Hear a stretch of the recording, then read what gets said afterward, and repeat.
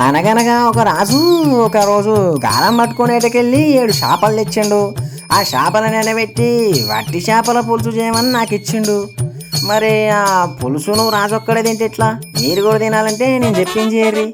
ఇన్ని టమాటాలు, పచ్చిమిర్చి, ఉల్లిగడ్డ కట్ చేసుకొని స్టవ్ మీద గిన్నె పెట్టి ఆ వట్టి చేపలు మంచిగా దోరగా వేయించుకోవాలి.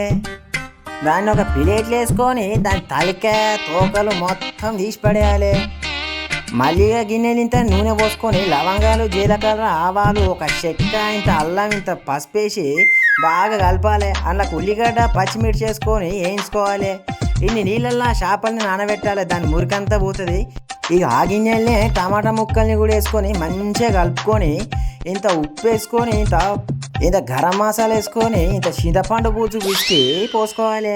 మూత పెట్టుకొని ఉంచాలి. 5 నిమిషాల తర్వాత ఇన్ని నీళ్లు పోసుకొని మళ్ళీ మూత పెట్టి ఇక వట్టి చేపలు కూడా వేసుకోవాలి. దాంట్లకు ఇంత ఇంట్లో ఊరిన గరం మసాలా, ధనియాల పొడి వేసి బాగా కలుపుకోవాలి. ఆఖరిలో ఇంత కొత్తిమీర దాని మీద తూపాలు పట్టాలి. గంతే, రాజుకు పంపించే వట్టి చేపల పులుసు రెడీ. ఇక నాకు మాత్రం అదిరిపోయింది. మరి మీకు ఎట్లుందో ఇంట్లో చేసుకొని రుచి చూసి కామెంట్ చెప్పుర్రి. ఏక్ తడి.